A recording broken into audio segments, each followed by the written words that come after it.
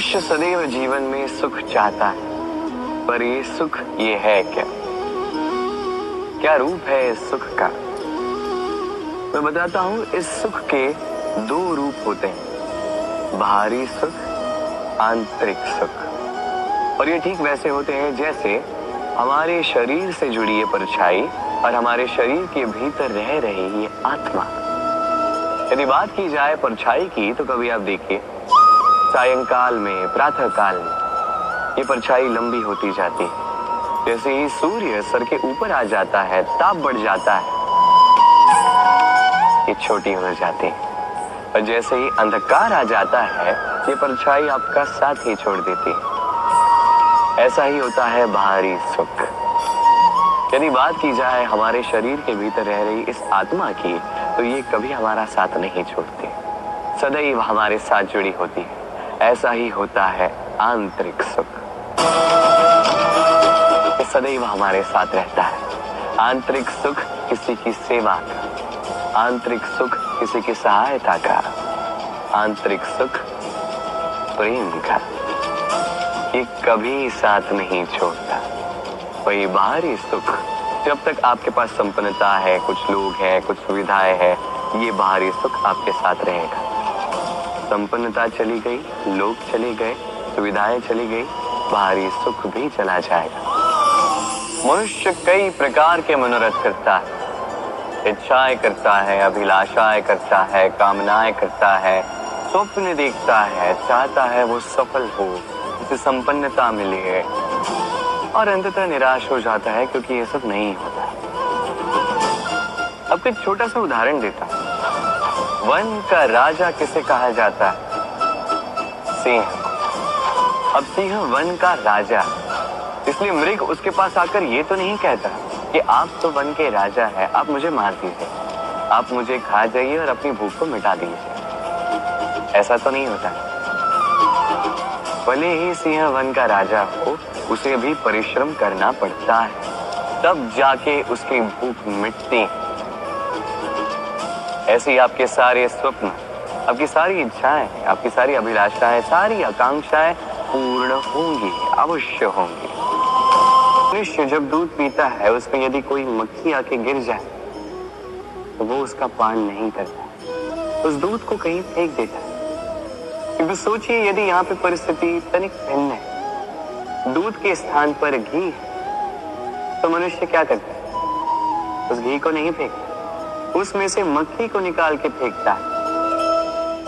इससे हम क्या समझते हैं? यही कि मक्खी अधिक महत्वपूर्ण नहीं, अधिक महत्वपूर्ण है वो पदार्थ घी। अब सोचिए, दूध और घी दोनों उत्पन्न होते हैं गैया से, फिर अधिक महत्वता घी को क्यों दी जाती? वो इसलिए क्योंकि जो जितना तपता है वो उतना खड़ा बनता है, उतना मूल्यवान बनता है, इतना मूल्यवान कि यदि उसमें कोई अवगुण भी हो, लोग उसे अनदेखा कर देते हैं। स्मरण रखिएगा, ये गुण अवगुण ये केवल व्यवहार, किंतु परिश्रम करना, संघर्ष करना, तपना, ये मनुष्य का भाव है। और व्यवहार पे नहीं, भाव पर ध्यान केंद्रित कीजिए। शत्रुता, एक व्यक्ति दूसरे व्यक्ति से शत्रुता कर बैठता है, दो घनिष्ठ मित्र। एक समय ऐसा भी आ सकता है जब ये दोनों एक दूसरे के परम शत्रु बन जाते हैं।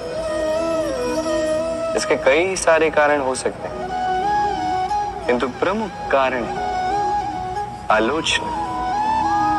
जी हाँ, यदि आप किसी के विषय में आलोचना करते हैं तो हो सकता है वो आपका शत्रु बन जाए।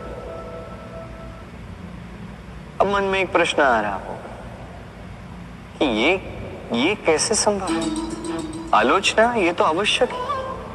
यदि मैं अपने मित्र के बुरे कर्मों के विषय में आलोचना ही नहीं करूंगा तो वो सुधरेगा कैसे? ये सत्य है कि आलोचना आवश्यक है, किंतु उससे अधिक महत्वपूर्ण और आवश्यक है आपका ये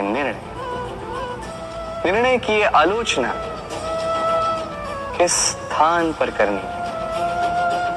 यदि ये सार्वजनिक रूप से करते हैं तो ये अपमान भी बन जाता है, यदि यही एकांत में करोगे तो ये परामर्श बन जाता।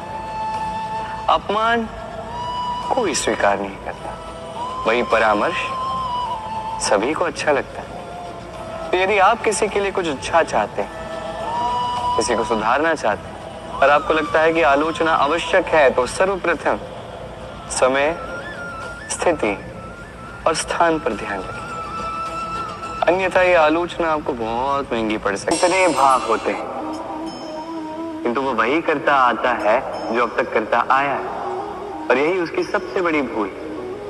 यदि आपको उदाहरण दूं तो एक ग्वाल है जिसने बालपन से एक ही कार्य किया, गैया को चराया, दूध निकाल, उसे जीवन भर वही मिलेगा, केवल दूध।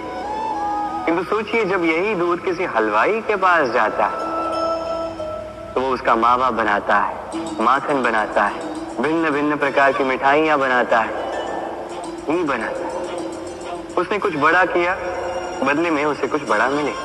स्मरण रखिएगा, यदि आप वही करते आएंगे जो सदैव से करते आए हैं, तो आपको वही मिलता आएगा जो सदैव से मिलता आया।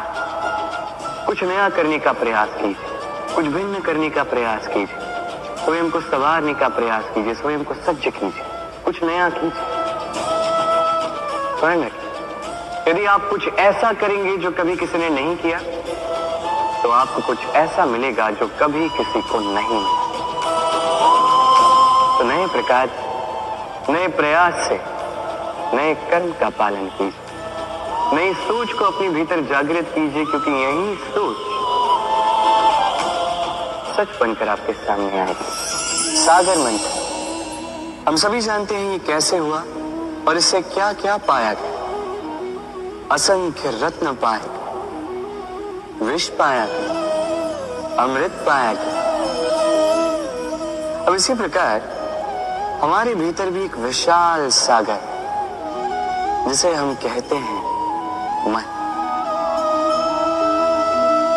अब इसी मन का यदि मंथन करोगे तो इसी मन से विष भी निकलेगा, अमृत भी निकलेगा। स्मरण रखिए, आपकी ये जो जीवा है, ये विष भी उगल सकती है, अमृत भी।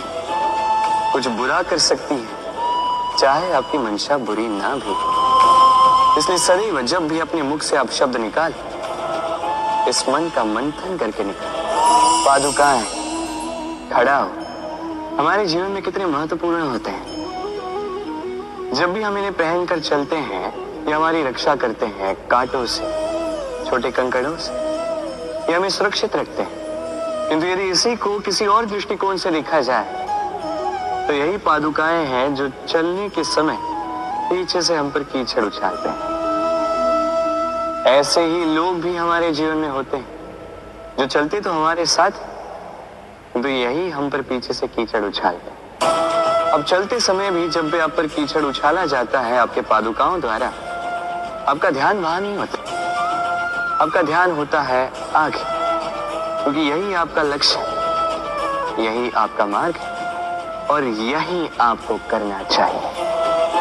स्मरण रखिए, आपका पांव पकड़ के खींचने वाले वही हो सकते हैं जो आपके पीछे होते हैं, और आपका ध्यान वहां नहीं है, सदैव आगे अपने लक्ष्य पे होना चाहिए। सदैव अपने लक्ष्य पे ध्यान केंद्रित कीजिए, सदैव जीवन में आगे बढ़ते रहिए।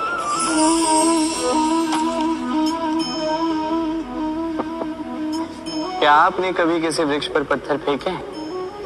आज नहीं तो बालपन में कहीं कभी न कभी तो फेंके ही होंगे। आज भी बालक यही करते हैं। किंतु क्या कभी आपने सोचा है कि क्यों उन्हीं वृक्षों पर पत्थर फेंके जाते हैं जिन पर फल लगते हैं? कोई साधारण या फलहीन वृक्ष हो तो उस पर इतने पत्थर नहीं फेंके जाते। कारण सरल है, हमें खाने होते हैं फल।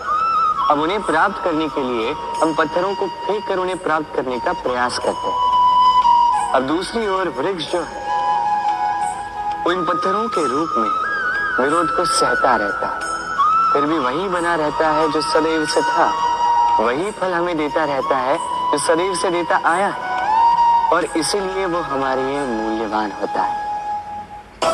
स्मरण रखिएगा, ऐसे ही जीवन में आपके कई लोग आएंगे या कदाचित अभी होंगे भी, जो आपका विरोध करते हैं, जो आपके जीवन में संकट लाते हैं, आप पर आरोप लगाते हैं, किंतु आपका ध्यान वहां पर नहीं होना चाहिए।